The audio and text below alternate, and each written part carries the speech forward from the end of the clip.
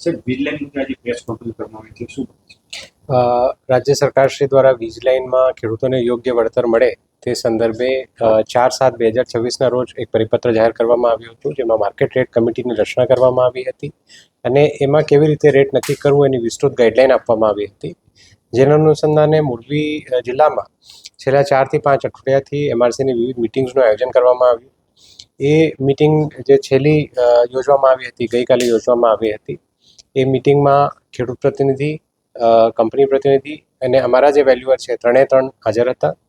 3 દ્વારા ચીટ્સ આપીને જે એના ભાવ છે એ ડ્રો કરવામાં આવ્યા અને જે પરિપત્રની ગાઈડલાઇન્સ છે એ પ્રમાણે ફાઇનલ જે રેટ છે એ નક્કી કરવામાં આવ્યા. એમાં વેગડવાવ ગામના 15 સર્વે નંબરનું વેલ્યુએશન પૂર્ણ થયું છે. એ વેલ્યુએશન જ્યારે અમે ડીએલવીસી રેટ સાથે કમ્પેર કરીએ છીએ તો આ જ લાઇનનું ડીએલવીસી રેટ 979 રૂપિયા હતું અને અત્યારે જે રેટ્સ આવ્યા છે એ 1400થી લઈને 1900 રૂપિયા વચ્ચે આવેલા છે. તો એમાં અમુક સર્વે નંબરના અમે કમ્પેરિઝન પણ કર્યા કે જૂની પદ્ધતિ અને નવી પદ્ધતિથી કેટલું વળતર મળવાપાત્ર હતું અને હવે કેટલું વળતર મળવાપાત્ર થશે.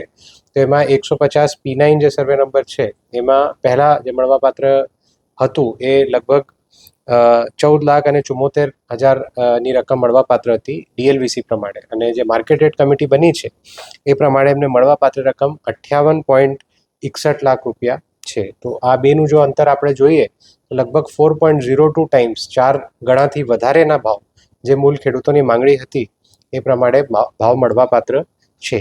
આ પ્રક્રિયામાં અમારી સાથે તમામ ટ્રાન્સમિશન કંપનીના પ્રતિનિધિઓ પણ સાથે હતા. તો જેમ આ કમિટીની મિનિટ્સ પ્રસિદ્ધ થાય ઝડપથી વિધિન 7 થી 10 દિવસમાં ખેડૂતોના ખાતામાં પેમેન્ટ પણ મળી જાય એ સૂચના પણ અમે વિવિધ ટ્રાન્સમિશન પ્રતિનિધિઓને આપીએ છીએ અને એ થયા બાદ જ એ લોકો કોઈ પણ આગળની જે કામગીરી છે એ પણ અમે એમને સૂચના આપી છે. સાથે સાથ આપના થ્રુ આપના મારફત તમામ જે ખેડૂત મિત્રો છે મોરબી જિલ્લાના જે હજી સુધી એમઆરસી કમિટીમાં જોડાયા નથી, આપ લોકો પણ બધા આવો, અમારી કમિટીમાં જોડાઓ એવી અમારી આપ બધાને વિનંતી છે. આપના આખા ગામનો કોઈ ખેડૂત પ્રતિનિધિ બની શકે એમનું પણ સ્વાગત છે, પરંતુ અમે હાલ ઇન્ડિવિજ્યુઅલ ખેડૂત પણ મતલબ વ્યક્તિગત ખેડૂત પણ અમારી પાસે આવે તો અમે એમને પણ એમઆરસીમાં સમાવેશ કરી એમના જે માર્કેટ રેટની પ્રક્રિયા છે એ કરવા માટે આપને પૂરેપૂરો સપોર્ટ કરશું. સાહેબ આ વેગડવાવ જે છે એક જ ખેડૂત માટેનું છે, એક જ સર્વે માટેનું છે, આખા ગામના સર્વે માટેનું આ જ ભાવ રહેશે કેવી રીતે? યસ, એમાં ટોટલ અલગ અલગ સર્વે નંબર છે. અત્યારે જે પ્રતિનિધિઓ અમારી પાસે આવ્યા છે ટોટલ 15 સર્વે નંબરના આવ્યા છે.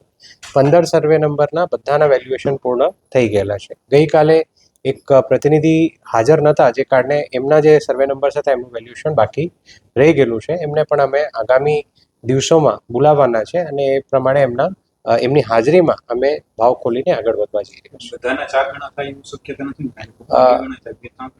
બિલકુલ, એ તો જે વેલ્યુએશન છે એ બાબતે અમે ન કહી શકીએ, બિકોઝ એમાં આઈબીબીઆઈ ના જે અધિકૃત વેલ્યુઅર છે એમના દ્વારા વેલ્યુએશન કરવામાં આવે છે. એમાં ઘણી બધી બાબતો અને જેમ ખેડૂતશ્રીઓની માંગણી હતી કે ફક્ત જે કાગળ ઉપર રેટ છે એના આધારે રેટ નક્કી ન થવું જોઈએ, પરંતુ ફિલ્ડ પર જઈને પ્રોપર સર્વે કરીને કોઈ સર્વે નંબર જો કદાચ રોડની નજદીક હોય તો એનું ભાવ વધારે પણ આવે, કોઈ સર્વે નંબર જો આંતરિયાળ હોય તો એનું એ પ્રમાણે ન પણ આવતું હોય. બટ એકચ્યુઅલ જે ભાવ છે ખરેખર જે માર્કેટનો ભાવ હોય, જેના આધારે તમામ પ્રકારના ટ્રાન્ઝેક્શન પણ થતા હોય, એ બધી જ વિગતો ધ્યાને લઈને આ રેટ્સ નક્કી કરવામાં આવશે. ખાસ કરીને વેલ્યુઅર જે છે એ સરકાર તરફથી છે કે આપણે લોકલ જિલ્લામાં?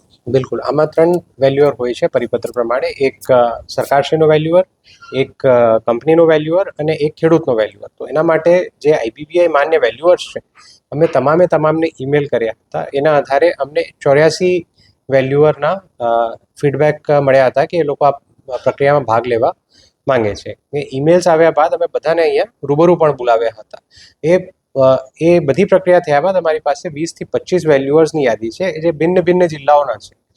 એ તમામ વેલ્યુઅર્સને અમે અમારી જે માર્કેટ રેટ કમિટીની શુક્રવારની બેઠક હોય છે એમાં હાજર રાખતા હોય છે.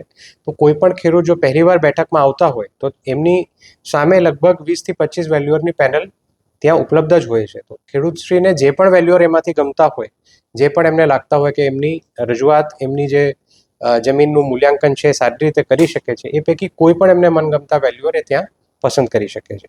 છતાં કોઈ ખેડૂતને લાગતું હોય કે આ જે વેલ્યુઅર ઉપલબ્ધ છે અહીંયા હાજર છે, સિવાયના પણ કોઈ વેલ્યુઅર એમને લેવા છે અને આઈબીબીઆઈ માન્ય વેલ્યુઅર છે, તો એમનું પણ અમે પૂરેપૂરું સ્વાગત કરીએ છીએ. એ પ્રમાણે પણ આપણે આગળ વધી શકીએ. સર, એમઆરસી કમિટી ચાર ગણું વર્તન કર્યું છે આપણે વાત કરીએ તો દેશભરના ખેડૂતોને પહેલાથી જ માંગ છે કે ચાર ગણું બજાર કિંમત મળવું જોઈએ. તો એ લોકો એમઆરસી કમિટી માટે કેમ નથી તૈયાર થતા? બિલકુલ. તો એમને પણ આપના મારફત હું એ જ આગ્રહ રાખું છું કે કદાચ જ્યારે કમિટીની રચના થઈ હતી તો આપને કેટલું ભાવ મળશે એ બાબતે કોઈ અસમંજસ રહ્યું હશે. તો આજે ફરીથી મારું આપને આહ્વાન છે કે આપ લોકો માર્કેટ રેટ કમિટીમાં જોડાઓ મારી સાથે, અને જે માર્કેટ રેટ છે, ખરેખર જે જમીનનું મૂલ્યાંકન છે એ આવે, એ જ અમે પણ ઈચ્છીએ છીએ, સરકારશ્રી પણ ઈચ્છે છે, અને આપ પણ એ જ વસ્તુ ઈચ્છો છો. અત્યાર સુધી કેટલા ખેડૂતોએ આ બાબતે તૈયારી દેખાડી છે અને સાઇન કરી છે આમાં? એક્ઝેક્ટલી. એમાં જે પ્રતિનિધિઓ છે, વિવિધ પ્રતિનિધિઓ લેવા માટે અમે અલગ અલગ પ્રોસેસ કરી રહ્યા છીએ. ટોટલ જે લાઇન્સ છે, વિવિધ ટ્રાન્સમિશન કંપનીના પ્રતિનિધિઓ પણ ખેડૂતો સાથે વાત કરી રહ્યા છે.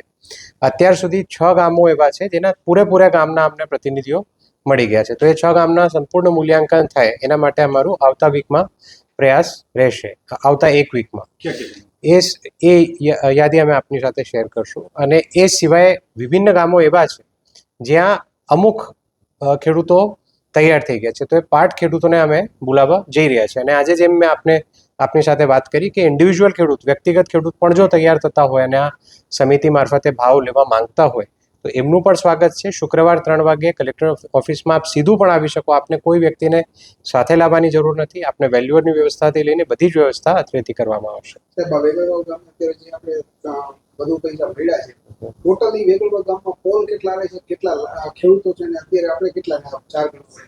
હા, વેગળગાંવ ગામમાં 2 લાઇન્સ પસાર થાય છે. એક જે લાઇન પ્રેઝન્ટ છે અડાની ટ્રાન્સમિશનની લાઇન, અને એક લાઇન છે જેટકો ટ્રાન્સમિશનની લાઇન. અત્યારે જે ભાવ નક્કી થયા છે એ અડાની ટ્રાન્સમિશનના ભાવ નક્કી થયા છે. અન્ય પણ તમામ જે ખેડૂત પ્રતિનિધિઓ છે, જેમ જેમ નક્કી થાય છે તેમ તેમ અમે સમિતિમાં લઈને આગળ વેલ્યુએશન પૂર્ણ કરશું. એમઆરસી કમિટી બનાવવામાં આવે છે. એમઆરસી કમિટી માટે સહમતિ બેસવા માટે જાય છે, પણ સહમતિ નથી થતી. આનાથી આગળ કઈ પછી આપણે પ્રયાસ કરીએ? બિલકુલ. જેમ મેં આપને કીધું કે પહેલાં કદાચ ભાવ બાબતે અસમંજસ ખેડૂતોને પણ હશે કે આમાં એમઆરસી મારફતે અમને કેટલું ભાવ મળી શકે છે, પરંતુ હવે સિન્સ આ સ્થિતિ એકદમ ક્લિયર થઈ ગઈ છે કે માર્કેટ રેટ કમિટીના ભાવના 200% પ્રમાણે ભાવ આપણને મળશે, જે લગભગ જે આપણે રેટ અપેક્ષા રાખીએ છીએ એનાથી 4 ગણાના આજુબાજુ આવતું હોય છે. તો મારી ફરીથી બધાને વિનંતી છે કે આપ લોકો આ પ્રોસેસમાં સહભાગી થાઓ. જિલ્લાના તમામ અસરગ્રસ્ત